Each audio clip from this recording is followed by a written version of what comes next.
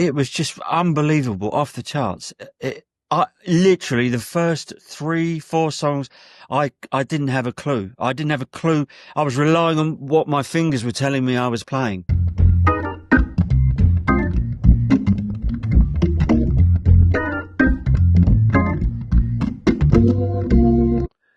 Hello and welcome to the Keyboard Chronicles, a podcast for keyboard players. I'm your host, David Holloway, and I'm thrilled as always to be here with you. Welcome to part one of a two-part interview with the amazing Toby Chapman.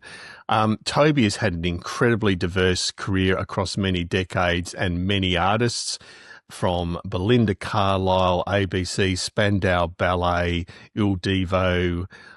It's hard to list them all. We don't actually get to go through all of them, but we cover a hell of a lot of ground in our interview with Toby. So I do hope you enjoy this first part, and I'll talk to you again at the start of part two. Toby, it's an honour and a privilege to have you on the show, sir, and particularly with you being based in the UK, it's always wonderful to have a UK guest that's looking positively summery and even overheated. I love it. I just wish we had more of this wonderful weather. Yes, it doesn't happen very often. So no, can't thank you enough. It's really great to have you on the show. And so I thought, speaking of summery weather, recently you've just come off tour with Paul Heaton. I thought we'd kick off just talking about that amazing band you're involved with. So tell us about the most recent tour and how that went. Well, I suppose the most recent tour, I mean, they don't tend to be like massive tours as in those, classic sort of 2-year things or anything like that. But at the end of last year, we just did an arena tour up and down the UK. I've only actually ever worked with him in the UK, apart from Ireland. But then this year, there's been a sort of smattering of stuff, you know what I mean? This is just a Nord Stage 3, and then the top keyboard is a Korg Nautilus. It was originally, I was using what were the other ones? The Chronicles. Chronicles, that's right. And so yeah, for some reason, Korg very nicely or very kindly let me have one of their Nautilus keyboards, which is great because I just need a few little. It's basically on the Nord. It's basically piano but layered with things, and then I split it for certain little sounds. It's very simple, which much like myself, I think. I think it's just a breath of fresh air. To be honest with you, you can have a play. It's like a proper band. Everybody plays. There's no track. There's room to maneuver. It's all very relaxed, which, I've been doing this a long time, like 40 years plus. And it's quite refreshing, actually, not to go out there panicking about, is this going to work? Is that going to work? Is that computer going to kick off at the right time? You know what I mean? I just really enjoy it. And there's such a great bunch of people, and Paul's fantastic. Yeah, so that's it. Really, really simple approach, really.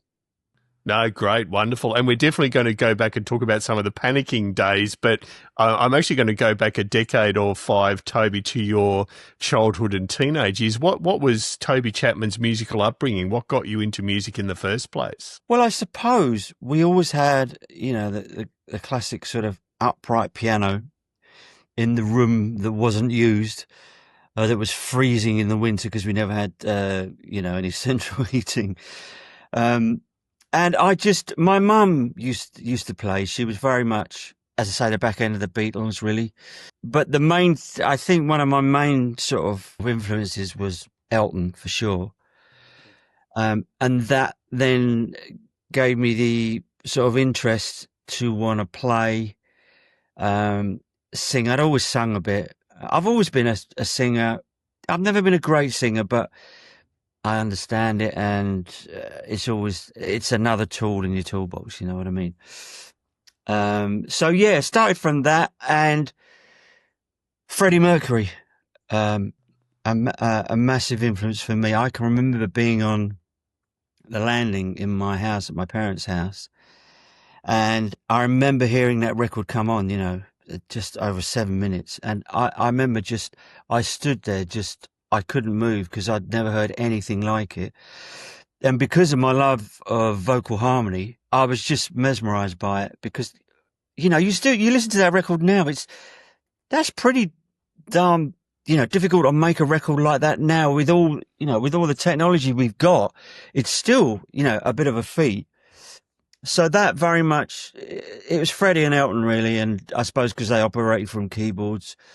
That's sort of how it started. Then the usual thing got involved in the school music department, and I started doing a few piano lessons again.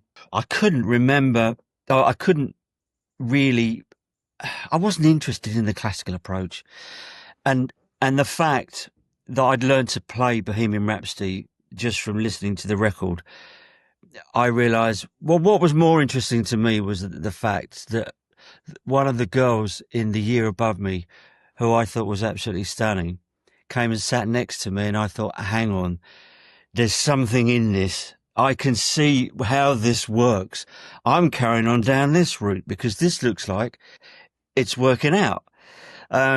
So yeah, then I suppose, yeah. I mean, of course, at school, actually, I would say in the music department where I was, it was in a comprehensive school. They were quite open to sort of nurturing you as a musician, not necessarily reading the history of music or a classical approach in reading. Although I learned to read a little bit, I never, if anybody ever asked me, which is very rare, do you read? I just say, no, call the next person, because, I mean, actually, just moving forward while I've just thought of this, I remember getting a call in the mid-90s saying, can you come and do this session in London? And I said, oh yeah, what sort of thing is it? They said, it's sort of jazzy, and I kind of sort of tightened up a little bit. I said, I'm not a jazz player, and all the rest of it. I don't read. I can follow a chart and all that. She said, well, no, it's more sort of Steely Dan-esque. And I said, well, yeah, obviously big fan of them. And yeah, no, I can do that. So anyway, I get on the train and go down into London, and the train's slightly delayed. And on a rare occasion, I'm actually late. I walk in, and everybody's sitting there in the recording room, like there's a brass section.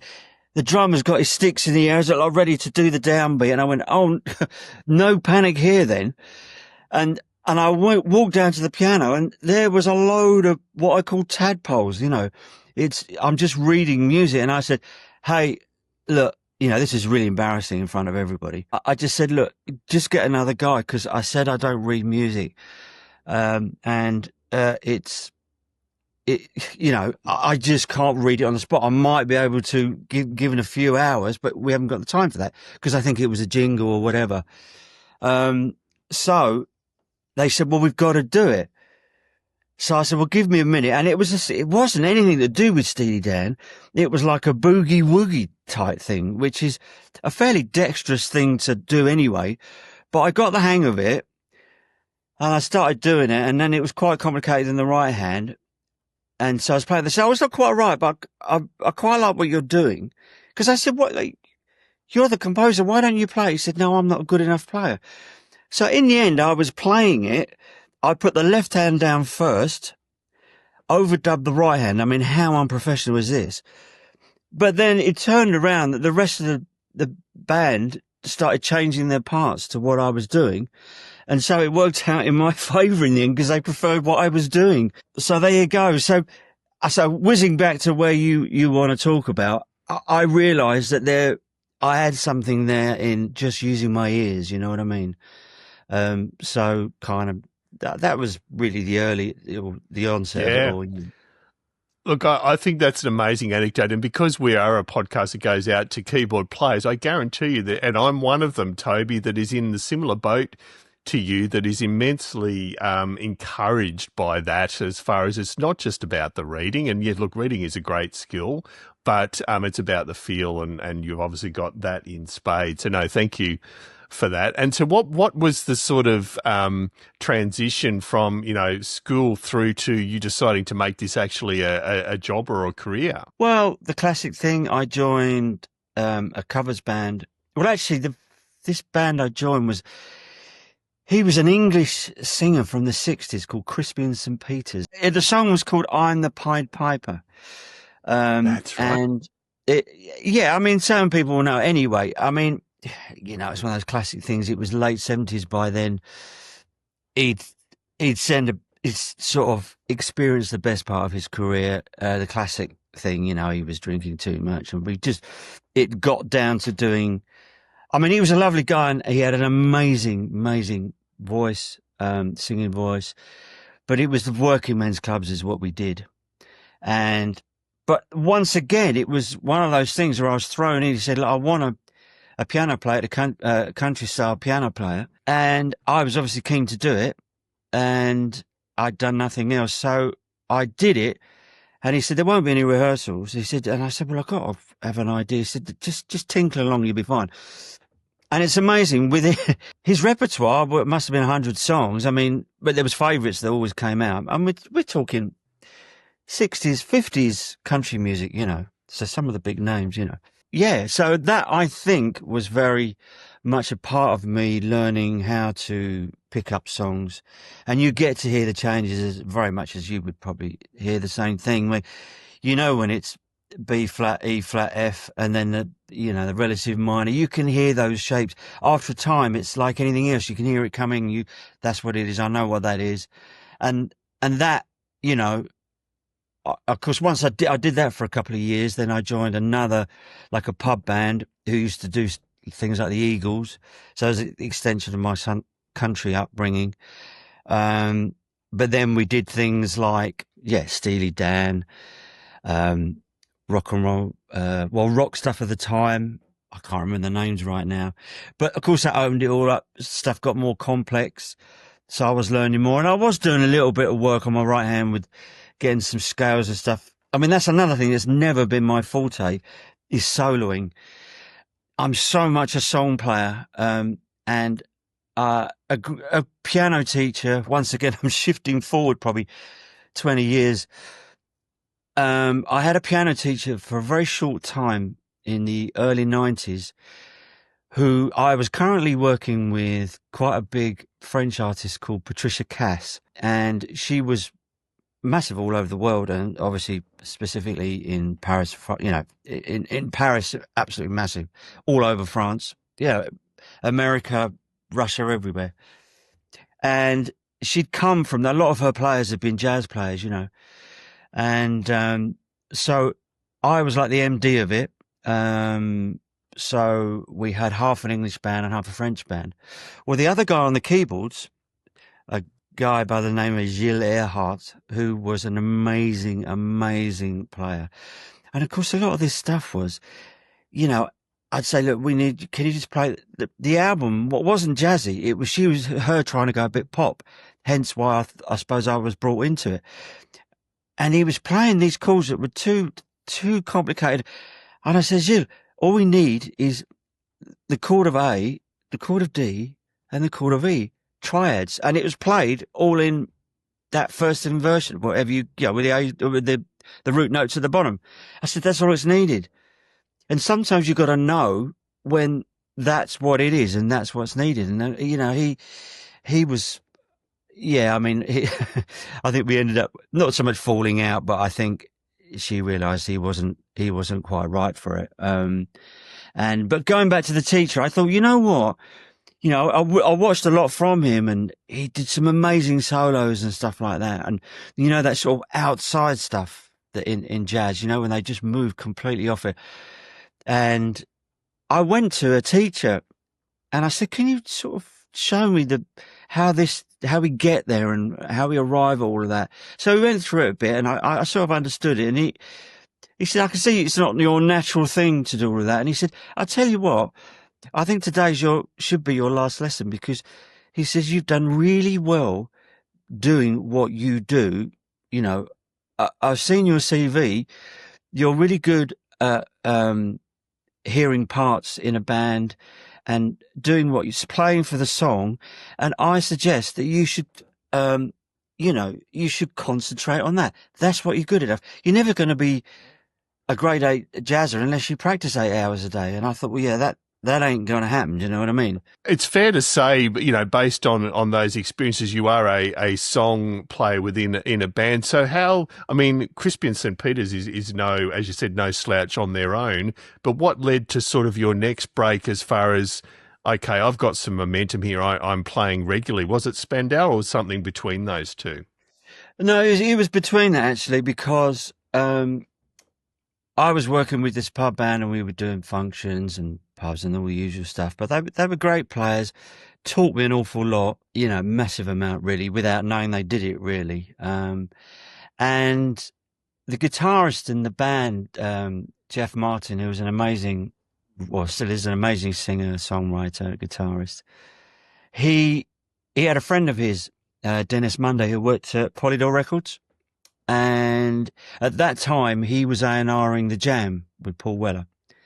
And we weren't quite sure about The Jam because that was kind of post-punk, where everything was turned on its head, And of course, I was still there listening to Gino Vanelli and, sort of things like Steely Dan and all of that. And Dennis always hated all of that, But I started listening to it and I thought, obviously, this has got merit. And one of those things I've always felt that I've always embraced whatever's coming along, even though I do now nearly at least 2 or 3 times a morning when I get in the studio.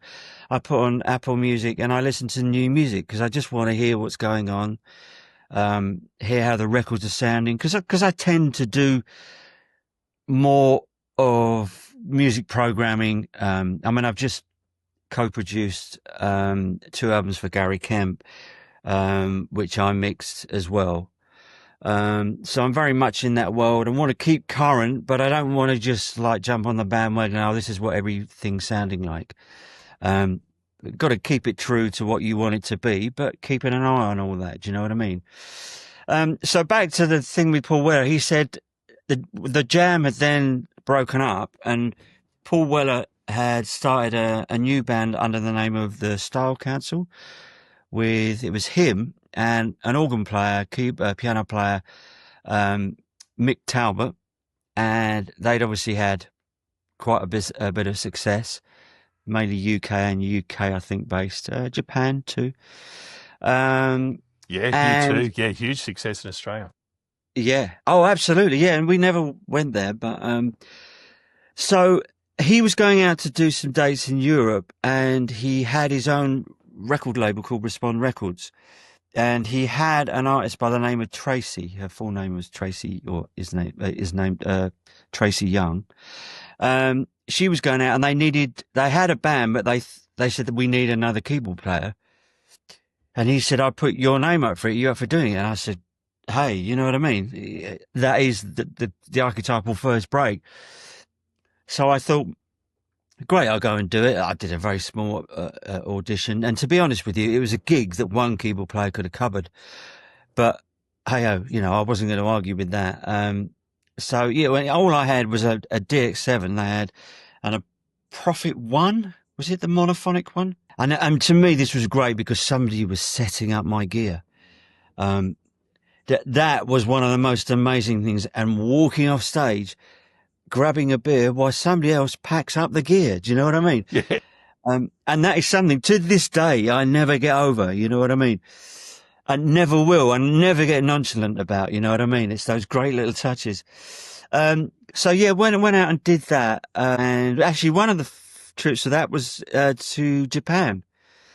So we did. It was like one of those things. What do they call them? Where they have several bands on. It's like I can't think of the right word. They used to do it. They did like a review. It was like a review thing. There was In Excess, they weren't that big then. A couple of other bands. Yeah, so we went to Japan, which was an amazing experience, obviously. Once again, it was that getting there. And I don't know if you've been to Japan or worked there, but the fans can be slightly over the top. They can.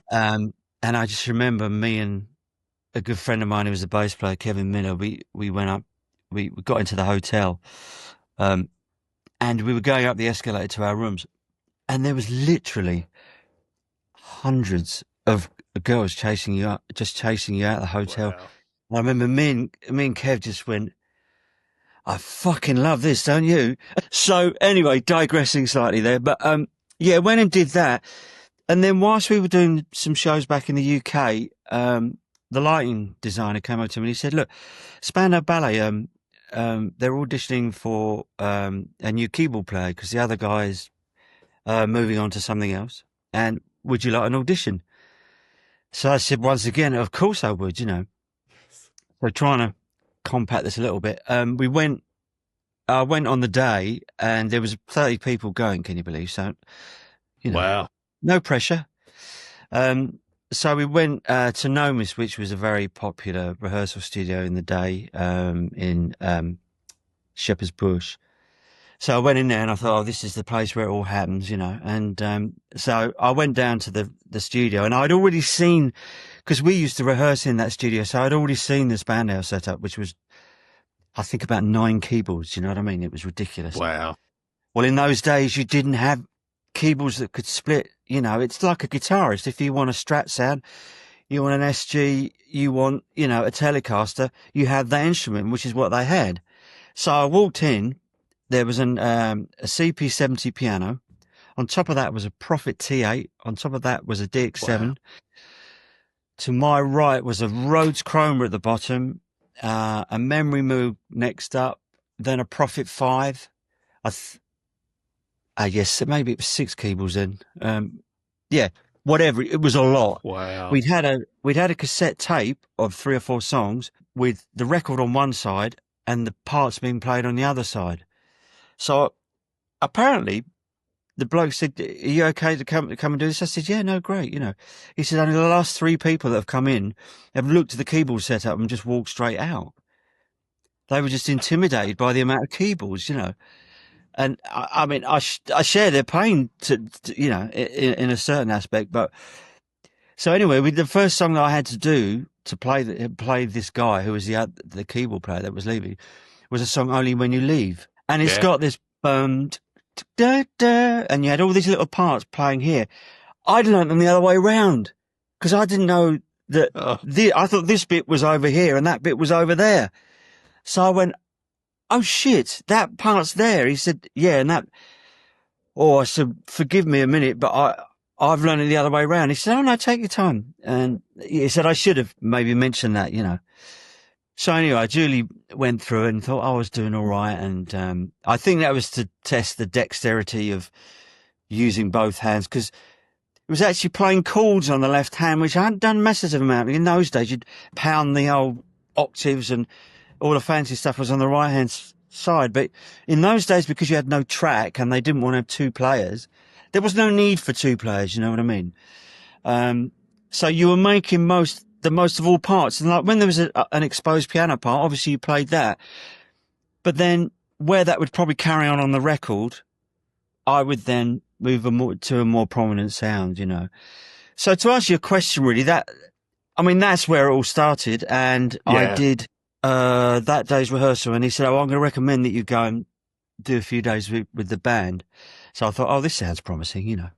I mean, Spandau Ballet, they were massive in those days, you know what I mean? What year was this, Toby? What year was the audition? It was 84. I always remember it was 84 because it was such a massive year for me because the amazing thing I always tell people, it was like I you know, 1 minute I'm playing like the Dartford Social Club and then 8 months later I'm playing Wembley Arena, you know. Yes. And it's I mean, it's amazing that the you know, the step up.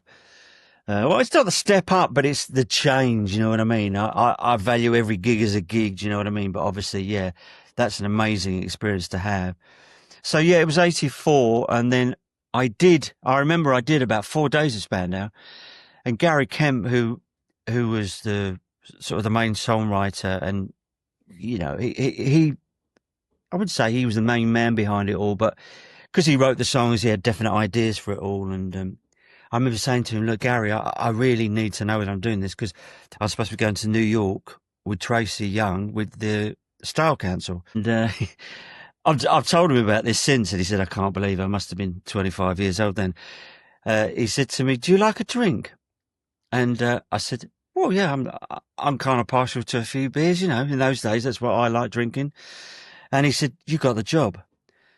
So I remember that was, it was amazing. I mean, I'd say, David, 5 years I spent with that lot was amazing. The amount of things I learned in life, playing gigs, and it just helps.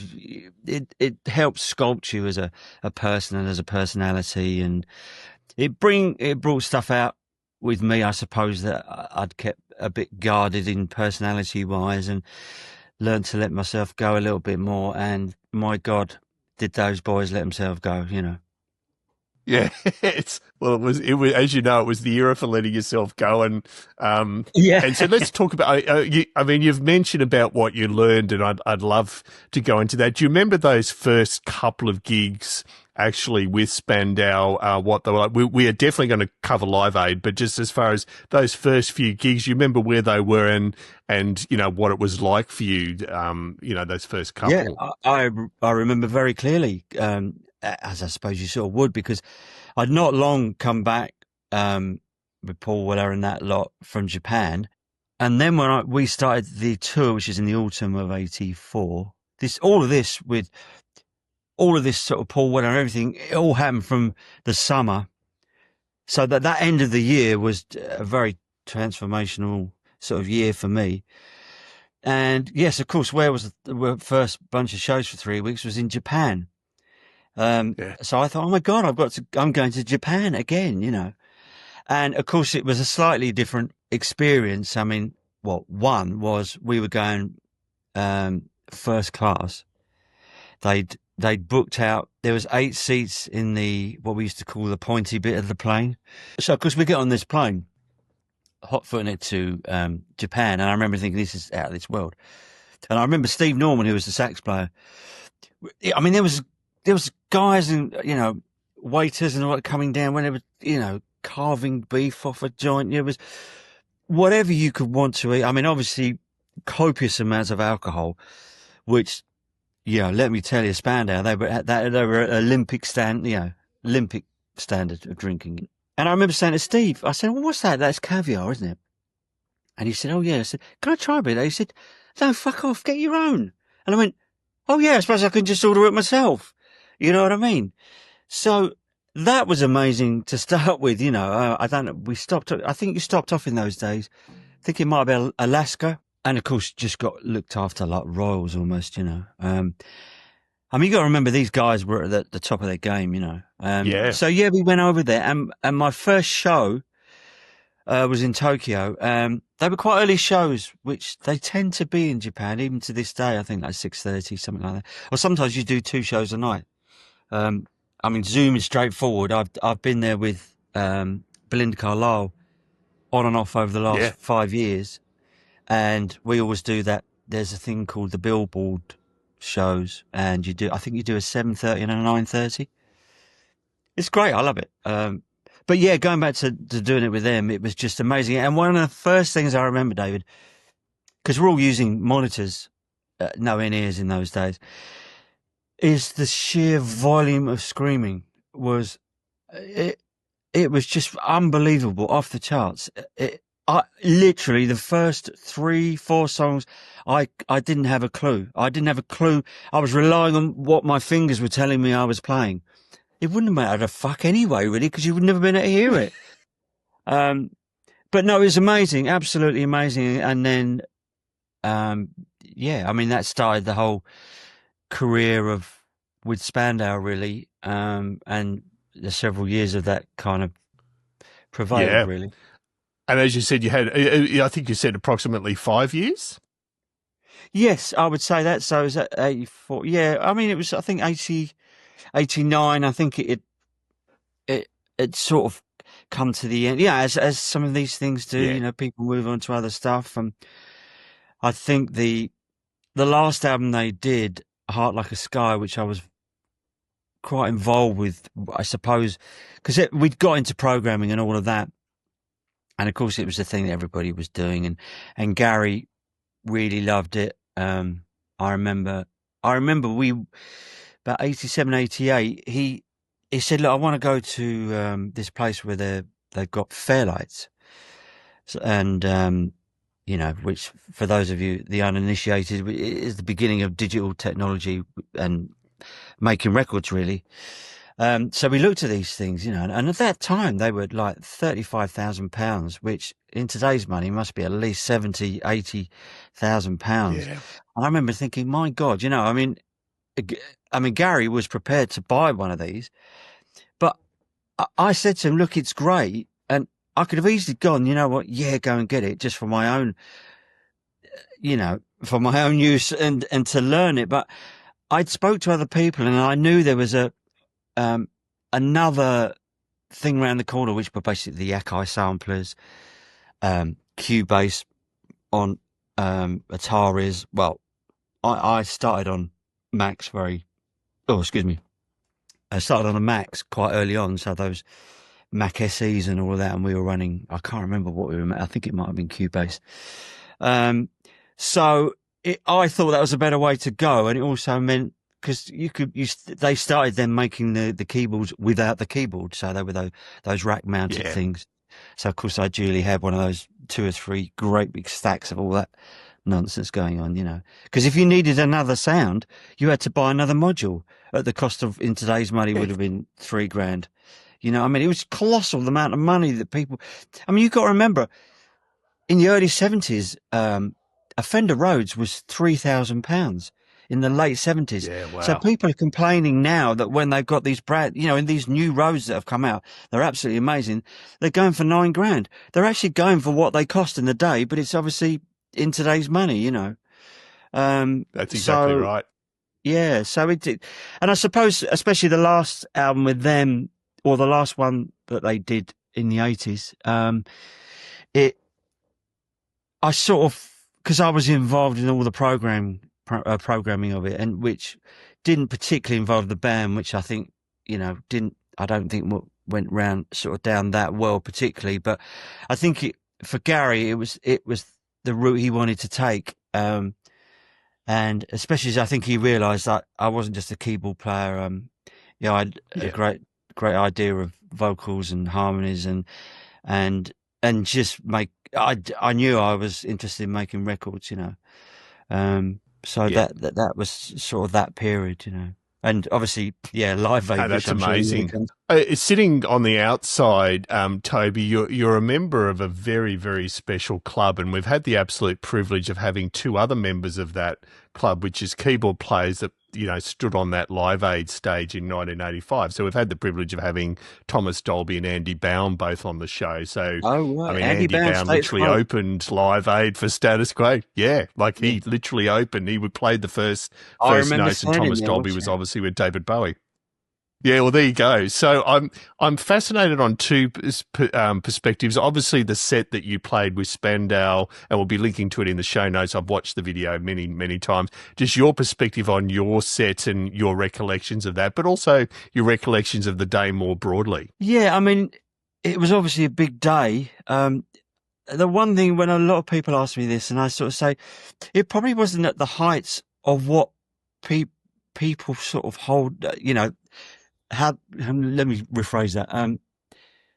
It wasn't thought to be, obviously it couldn't be legendary because it needs to be in the past to be legendary, but people hold it up there so high that it's an amazing legendary performance, which it was from the point of view of the cause of it, and also the fact that it had all, you know, it actually had the prime of 80s talent at that time on that stage.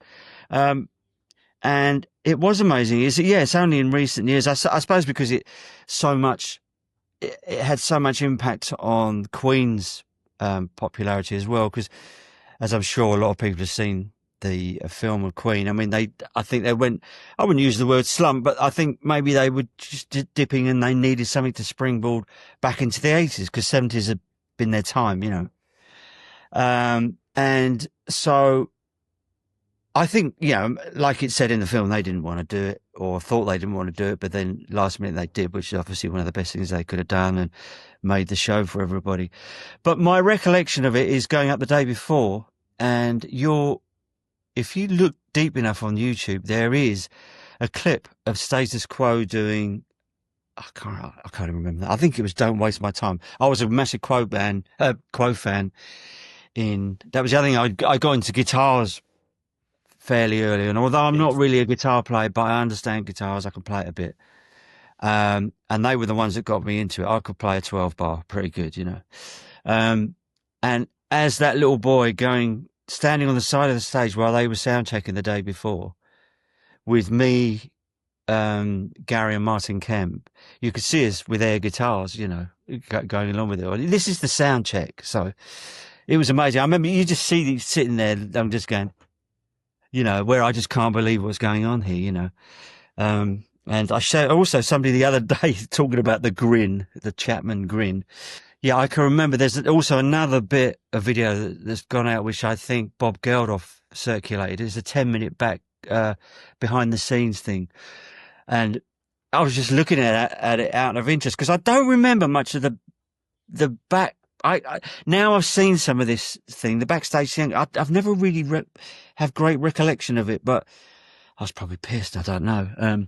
I think we all were a little bit, amongst other things. I just remember there's a bit where I'm standing right next to Elton and Gary's there, and I don't know who else there might be, Midge. I don't know, but it's just me sitting there and I'm just going, I can't fucking believe this. I'm standing next to Elton John, and then Freddie was only over there. And because after that time, we spent a lot of time with Queen because we went to record the Through the Barricades album. So moving on, actually it would have been the following year because Through the Barricades was recorded at the end of 84. 85 was Live Aid. So it was before that, was it? No, it was after that. It was after that. So the rest of 85 was doing Through the Barricades, and we recorded it in a place called Musicland in Munich, Germany. And it was a place that Freddie had recorded his first solo album, and it came highly recommended from that camp. And I mean, odd as it may seem, I use the word loosely, but we did sort of hang out with them a bit, you know what I mean?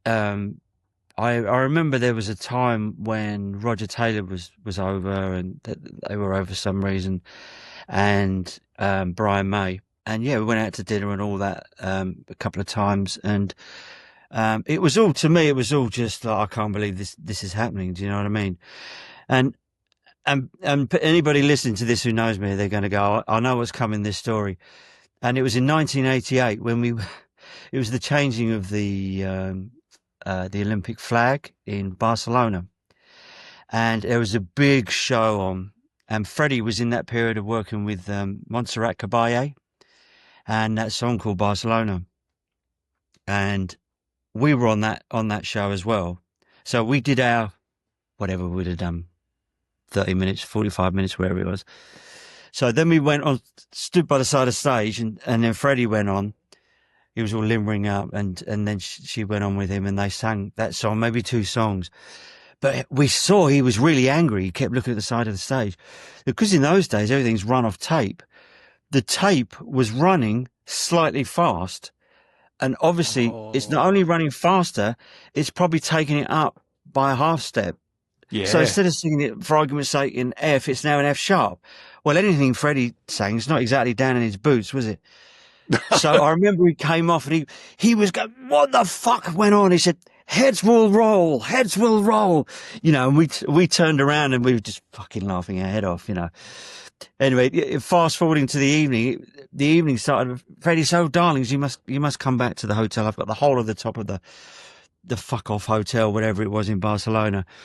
So we all went back, and it was quite an early start, I think. And we went up, and I remember going up the lift, you know, with security blokes, like talking to their, you know, sleeves and all of that. And then we walked in, and then there was this massive suite where Freddie was. And as I say, it was early doors, yeah. The welcoming thing was Cristal champagne, which if any, that's not cheap champagne. And what I can remember is what looked like a goldfish bowl full of cocaine. And so your sort of entry into Freddie's world was a glass of champagne and a little bit of cocaine, which at that point I'd never tried. So I thought, well, maybe this is the time. Not saying that I wouldn't recommend that for anybody to do, but I went in there and Freddie was sitting on his own, and there was just a couple of people. He had his MD, Mike Moran, who was a big MD figure at the time. He was there. There was very few people, and Freddie was just sitting there. So I just sat next to him and I said, "Look, Freddie, you're not aware of this, but you were so monumental on my interest in like vocal harmony and all that classic. Although I'm not classically trained, I love all that classic structure that you use. It's just all that sort of thirds in the bass going to the minors, and it was all something that I really kind of liked. I suppose coming out of the prog era a bit, maybe. And we sat, and he said, "Oh, darling, sit down, get yourself another glass of champagne, and I'll tell you all about it." So I spent an hour talking to him, and because there was nobody else there, we just chatted forever, and it was mind-blowing to me. And even though I said it, rather than him saying, "Look, I've got to go," I said, "Freddie, there's people coming in now. You go and do your thing." But I said, "Thank you so much. I will treasure this for the rest of my life. Thank you so much." So yeah, that was an amazing story to tell. Yeah, that's a masterclass. Look, I'm in awe, Toby. That's an amazing story, and thank you so much for sharing it. And just while we're staying in Spandau territory, I know you got to Australia. I think it was touring. Was it 85 also with the Parade album? Unless I've misread. It was. I can tell you when it was. It was something like April, May of 85. So I think it would have been just before we came back to do Live Aid. That was an amazing tour.